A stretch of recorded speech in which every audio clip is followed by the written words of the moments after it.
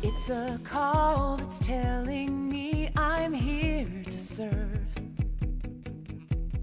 It's a need to make a difference in the world. 24 hours, day or night, these healing hands will make it right.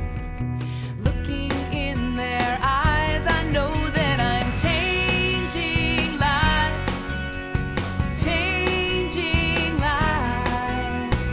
Changing lives for the better. For the better. Changing lives.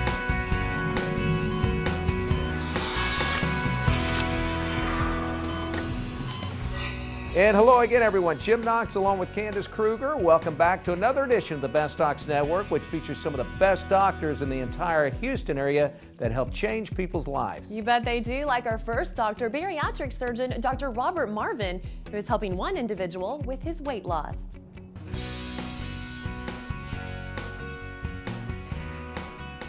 With a gastric sleeve operation, for example, he's going to lose the majority of the weight in the first year.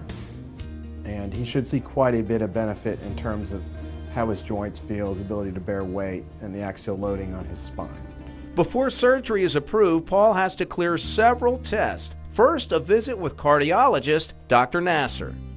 So the purpose of the evaluation is make sure the heart muscle is in good shape, the valves in good shape.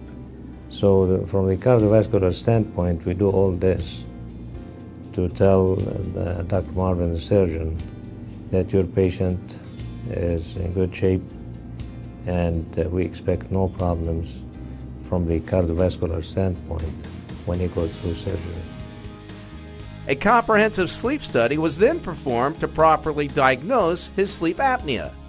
I wanted to offer the service for Paul because in the situation in which his weight and always has been a big person, there are some adverse effects to that, and wanted to diagnose the level of apnea that he may be experiencing so that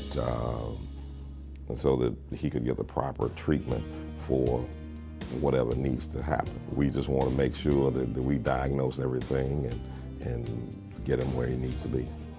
Paul was now cleared for the surgery that would forever change his life.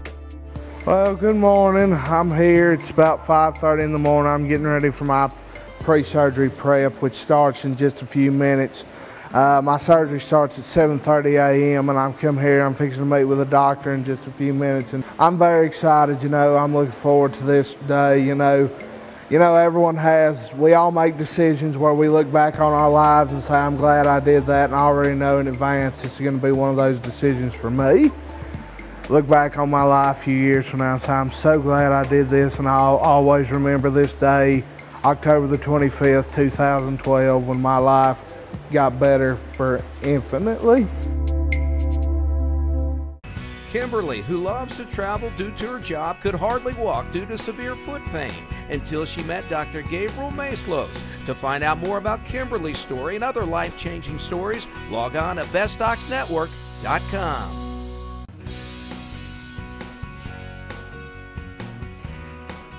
Snored horribly loud, and that's what started me into the whole, I guess, progress of trying to get something fixed. That was the whole original issue, because I've always done it, and it's, as I got older, then it became an actual issue that I wanted to get fixed. Jeff came to see me. He was in college at the time, and he was having severe, sleepiness. And the point he wasn't even doing well in school. And then we did an exam together, and I noticed he actually had some nasal obstruction, and then he had some big tonsils. And that's a great patient to operate on because, tonsils are an easy way to make space. They're big, you don't really need them, and if they're in the way, they're easy to get out of the way. I found out that I had all these other sleep issues. It wasn't just me snoring. Dr. Ludwick laid out a treatment plan, and I ended up having a surgery to fix deviated septum and to kind of adjust my palate to allow more air to flow. For him, we just did a surgery to improve his nasal breathing. I fixed his septum and made his turbinate smaller. And then we took out his tonsils and I trimmed his palate, made his palate smaller. The very first night I woke up and I told my mom, I said, I didn't know you were supposed to feel this good when you woke up. because I'd always been cranky and irritable, and it was just a nightmare to deal with in the mornings. And it ended up curing him. I mean, it was phenomenal. He had just a phenomenal result from that. And that really brings home the point that it's not the severity that tells you where the problem is, it's the anatomy that tells you what the problem is. The severity just tells you how much that area is giving you a problem. I was just kind of an average student, you know, your stereotypical, you know, what you'd think of as a high school student going into college, things like that, you know, falling asleep, not paying attention kind of thing. And once I had the surgery done, it was night and day. You know, I had all this different energy, I was a completely different person. Grades started improving. You know, there's lots of different treatment options. You know, there's surgical ways to treat sleep apnea, there's non-surgical ways, and it just depends on the person, their anatomy, and their overall health status. If I hadn't had this surgery, my quality of life wouldn't have improved to the point that it is now. Just completely different from before I had it to after I had it. 12-year-old Kyle loves to play baseball, but it was hard to do due to allergies. That is until he met Dr. Lynn Dickens. To find out more about Kyle's story and other life-changing stories, log on to VetStocksNetwork.com.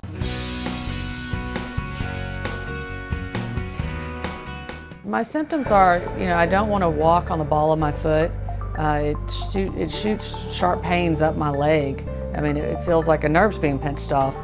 Wanda is a patient that presented to my office complaining of shooting pain, you know, down her heel, upper leg, and so immediately I started thinking maybe there's a possibility of a nerve, you know, compression. I told him my symptoms. He suspected what it was. He wheeled in a little mini ultrasound machine, did it right there on the spot, and, you know, diagnosed the problem. And we set up surgery because I had already tried other treatments with other doctors and it didn't work, and we were done. This is your ankle joint, and you have a major nerve that courses through here. There's a natural tunnel. It's called your tarsal tunnel. What happens is the tunnels get real tight, and the clamp on the nerve are the protective covering, which we call the flexor retinaculum. The nerve tends to get stuck underneath it. So what happens is when the nerve gets compressed, it's extremely painful. What he's trying to do is avoid that numbness, and for most people it works. You know, you basically take what's pinching the nerve off away, and you make room for it, and life goes on. And the advantage of this is, like, it's not a surgery where you're really held up for a while, where you have to, you know, stay at home and you can't put weight, because I want the patient walking as soon as they can, because I don't want those tunnels to tighten up or to close up. So I want to make sure the nerves can glide. Wanda had tarsal tunnel surgery. She comes back to the office 3 to 5 days later, and just dressing change. No need for x-rays because we're not doing any bone work, which is great too, because if you're not doing bone work, it's not necessarily as painful. There's less swelling. And so 2 weeks later, sutures are out and she's walking on her own. I'm very happy. I've actually recommended him in all my friends that have gone to him, and they've had more extensive things done to them where, you know, you're reattaching muscles and putting in screws, you know, really crazy stuff. They also think he's awesome. The side effect that one has from nerve decompression is not pain, it's lack of sensation, it's numbness. And that's temporary because with time they regain their sensation, but it's a really easy recovery and it provides immediate relief.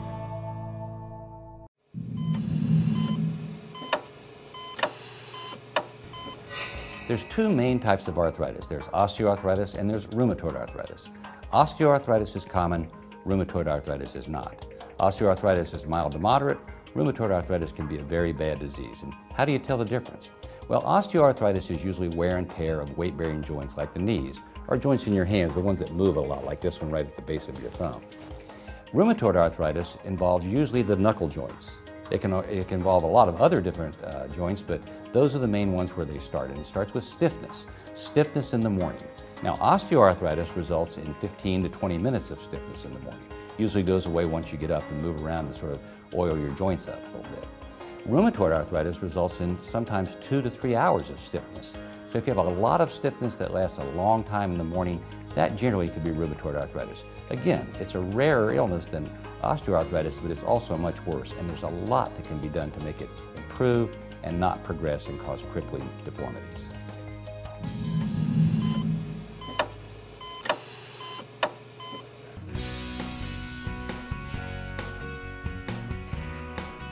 I thought, okay, well, the only thing that's going to be available is I'm going to have to go in and have my tubes tied or my husband was going to have to go in and have a vasectomy. I didn't realize there was any other long-term solution. And having the IUD in and having it changed out every couple of years just wasn't an option. That wasn't necessary. We had decided our family was complete. Gina is a registered nurse, very aware of the potential risks of surgery and of hormonal birth control, and was looking for a way to not have any more children with the least amount of risk associated.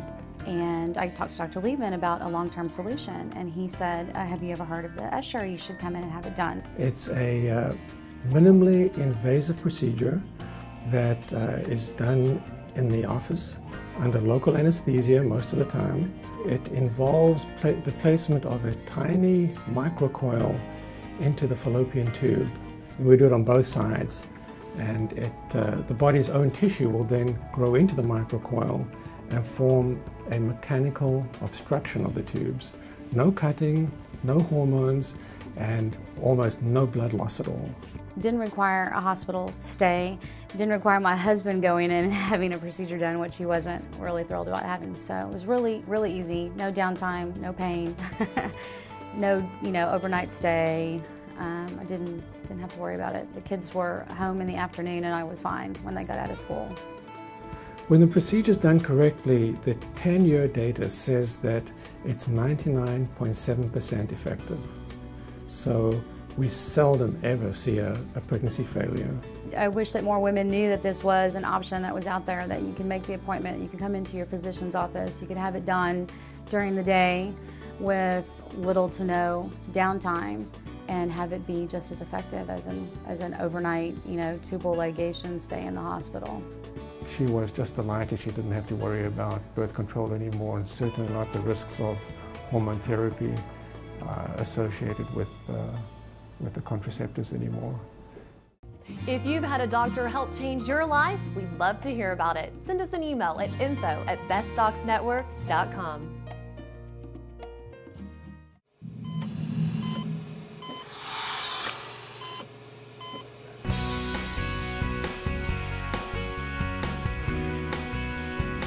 I think there's a lot of confusion now about exactly what an allergist is, because a lot of people do allergy testing that are not board certified in allergy and immunology. So what we see actually in this practice is not always allergy, but people come to us because they think that it might be allergy. According to Dr. Dickens, allergies really come down to having a problem with the immune system. Allergy is really just an abnormal response of the immune system that some people have, and they react to things in the environment that really aren't harmful, but if you happen to have an abnormal antibody called an IgE antibody, then you start to react to things and the response actually harms you more than it harms that ragweed pollen. Many know living in Houston can cause allergy problems. The reason? I would say because we're very humid and moist and warm, we see a lot of mold problems here, and people can develop not only allergies, but they can develop a chronic allergic reaction to that in their nose and wind up having polyps and then develop asthma, those kind of problems. So we see a lot of mold because it's always either heavy or extremely heavy. Dust mites because the environment is again very moist and warm, and they can get down in the carpet and into your homes. When it comes to helping people with allergies, Dr. Dickens' Allergy Clinic does it in a unique and special way. We try to have the nice art in the office, that they feel very comfortable when they're here, that it's not sterile, that the staff knows them well over the years, and we try to spend a lot of time knowing their particular story and how they would respond best. So I really think it takes a village in a way, and I have a very nice village here. Wonderful staff, very well trained to be able to recognize different kinds of allergic emergencies and treat them quickly and call the doctor when necessary, and really just make the patients feel very secure. That's what we try to do. Don't forget, for more information on any of the doctors you've seen on today's show, just go to our website, bestdocsnetwork.com. Now, Candace, let's head to our next doctor, is Dr. Stephen Rose and his team of specialists that help diagnose and treat breast cancer.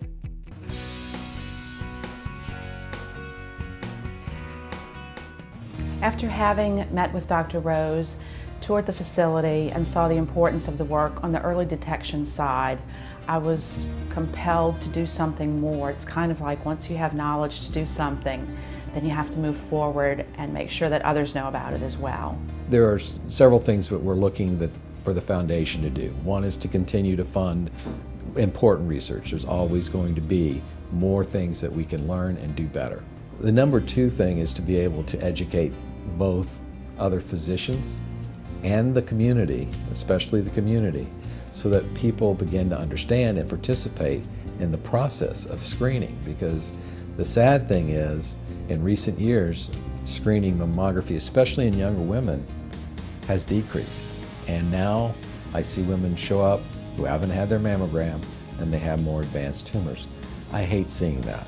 We also want to try to be able to raise enough money to do more indigent care as well for those who need additional care. So those are the three main areas we're targeting.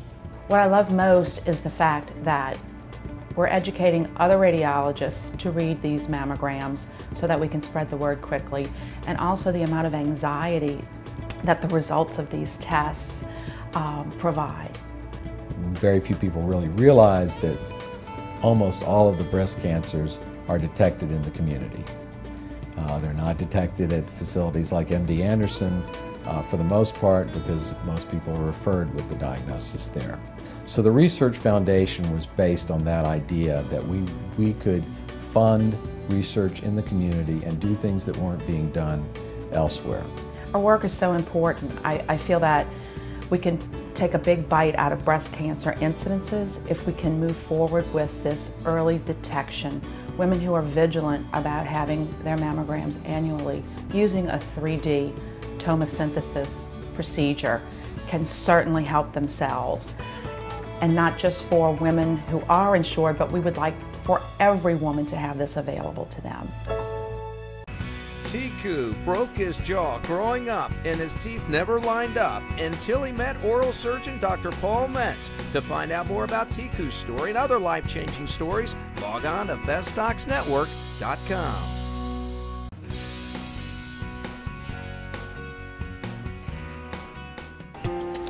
When I used to bite, I felt my teeth not grinding properly, and it was painful in my upper, especially my upper part. It was painful, and I don't think that was normal. Reynaldo came to me, and he was missing some teeth on both sides in the lower jaw, and he had, I would say, compromised dentition in the upper jaw, and which was fairly non-functional and not very aesthetic. I did not eat things that I like. I could not, because I felt that if you eat anything that is hard and I bite hard, it was breaking it. Sometimes it takes a little sight, we call it sight development, and so we did 2 lower implants on the right and left in Reynaldo, and that was reconstructed, and then he decided he wanted to do something with the maxillary, we call it, or the upper jaw. I felt a humongous difference on taste and how I approach food. I no longer looked at food and thought, I would like to eat it, but I'm better not. That was not anymore what I was feeling. I see if I feel like to eat it, I take the bite and eat it. Oftentimes implants can be placed and restored immediately, and on his particular case, which is a large upper case, we were able to accomplish that for him. It has been a totally improvement from my daily work to my daily eating. And I can see from a long future to come that I will have my smile and I will be confident talking to people, because no one can tell me that what I have is not mine. Many of us live with pain, but you don't have to. PAMA's here to help. Whether it's sports injuries, arthritis, or joint pain, The physicians of PAMA are dedicated to your wellness and getting you back to pain-free days. So what are you waiting for? Go to PAMAinc.net and find a physician or orthopedic specialist who can help you stop pain and live life to its fullest again. PAMA, pain freedom. Go to PAMAinc.net.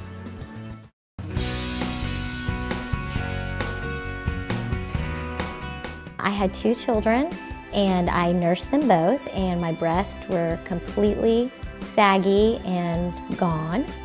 Aisha came to me after she had 2 children. She was interested in improving the appearance of her breast after breastfeeding and childbearing. They had lost some of the fullness, and that typically happens after giving birth. I simply wanted to go back to the way I looked before I had children. I didn't want to look unnatural in any way, and he completely understood that, and he had a very good understanding of what both me and my husband wanted. That's the most common question, is can they get that body back after children? They may not necessarily get that exact body, but we certainly can remove the extra skin, tighten up their waist, and give them that figure back that they had before. The procedure went very well, and the recovery time was easier than I thought. I mean, I thought the tummy tuck, which I almost didn't want to do in the beginning, and I ended up doing, which I'm very happy with, was actually much easier than the breast augmentation. I was probably in bed for about 5 days, and then not really back to myself for about 2 weeks.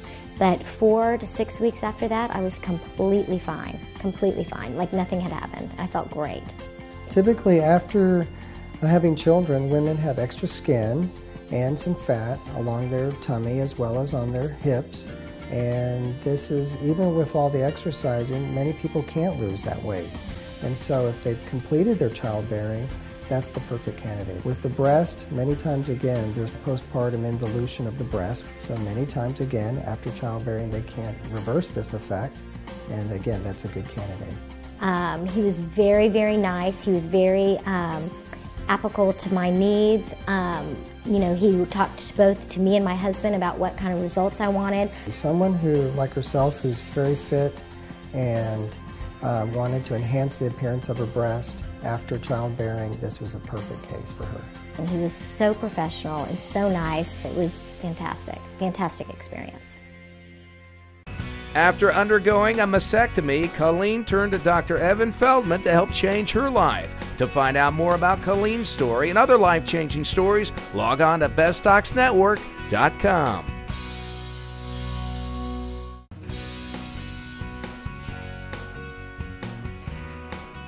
Hair loss has many causes. 90% of hair loss is the genetic type that we see men balding. Females will get it as well. A small percentage have immune-mediated hair loss and scarring hair loss. We do a lot to try and screen those patients and treat them in other ways because they can't be candidates for this procedure. Well, FUE is the extraction of a follicle unit one by one. It involves careful aiming of the device at the unit and extracting it one by one. It's very time-consuming and tedious, but done properly, you know, it allows for great healing and great results. Again, the other method is a giant scar, ear-to-ear incision, very, very bloody and fast. It's fast and easy, but it's just a horrible thing for the patient to go through. Versus this method is much more delicate, intricate, and overall the results are great. If you're talking about FUE and it's something you're interested in doing, you need to have at least a good amount of area in the back of your scalp to donate. It's the same criteria as the strip surgery criteria. Important things are things you shouldn't have or should try, or if you're considering, you know, you don't want to be a patient with a lot of medical conditions. You can't really be on a blood thinner, you can't be a diabetic, you can't really have thyroid disease. Now, that's not to say that if you have these, you can't do the procedure. There are people who have these conditions and do the procedure, but your odds of success are much lower. In general, you want it to be an overall healthy person who undergoes this procedure. It is elective, it is cosmetic. You know, the recovery time for this procedure is dramatic compared to the other procedure. You know, the other procedure, you'd have this giant stitch, it was painful and would stay in for 2 weeks. In this procedure, usually you have a Band-Aid on the back of your scalp. Band-Aid comes off in, you know, a day, maybe 2 days, and you can go back to work the next day. If you're okay with the Band-Aid, a lot of people are, they just get a Band-Aid, go to work the next day, and it's like nothing's happened. There are other ways to do this they're not permanent. You know, whatever you do, you're going to do it every day versus our method is permanent. But we like to make sure the patient's informed about their options before they actually undergo this procedure. Now, once you do this procedure, you're done. There are no pills, there are no creams, there are no topical medicines, and you have your hair. You go swimming, go do whatever you want with it.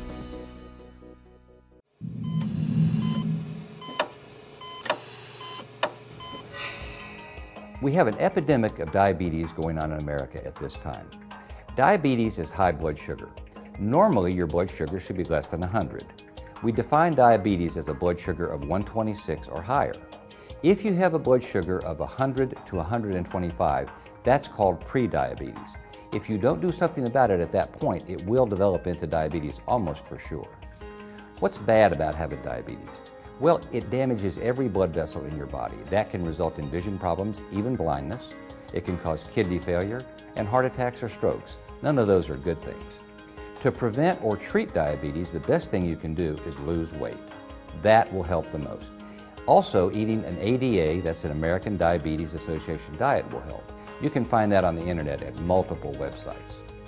So if you have high blood sugar, exercise, eat right, and things should get better. Remember, sugar is sweet, but you don't want to be too sweet. If you've had a doctor help change your life, we'd love to hear about it. Send us an email at info@bestdocsnetwork.com.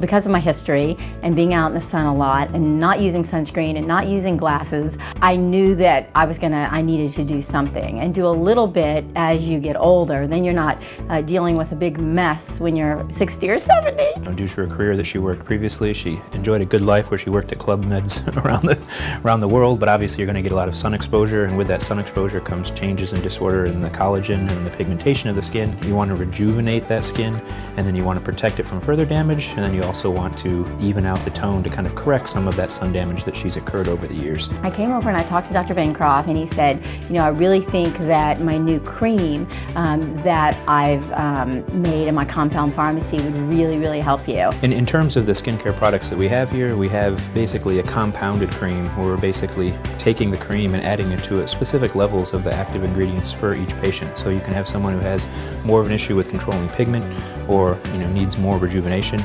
You can work your way up to the level of retin-A that's appropriate for that patient. I started using the cream probably about 5 or 6 months ago and immediately noticed a difference with just the texture of my skin, the feel, the way that it looked, and the glow that it gave me. You know, when you talk about things like sun protectant, that's the kind of stuff that's working from that point forward. But those damages that you've had, those fine lines, those wrinkles, the pigment, the age spots, those kind of things, obviously the ingredients in the skincare products we use can help even out the skin tone for that. And then the rejuvenating component will build more collagen, build more proteaminoglycans, other protein structures within the skin. As you get those built up, they allow your skin to hang on to moisture better. Skin that hangs on to moisture better will appear plumper. Skin that is plumper won't have those fine lines that people complain about, and so it really will start to freshen and turn the skin around so it can look better. You look so youthful, your skin's glowing, and I call it the magic cream. So I let people that have asked me know that I've been seeing Dr. Bancroft and that he has this wonderful cream that I call the magic cream that has worked magically on me. And several of my friends have come here and are using it and have noticed a great difference as well. So it's a lot of fun. That will wrap up another edition of the Best Docs Network, which features some of the best doctors in the Houston area that, of course, help change people's lives. That's right. For more information on any of the amazing doctors you've seen on today's show, just head to our website, bestdocsnetwork.com. That's good news. And more good news, if you have a question or comment for us, we'd love to hear from you. Send us an email at info@bestdocsnetwork.com. So long, everyone. We'll see you next week.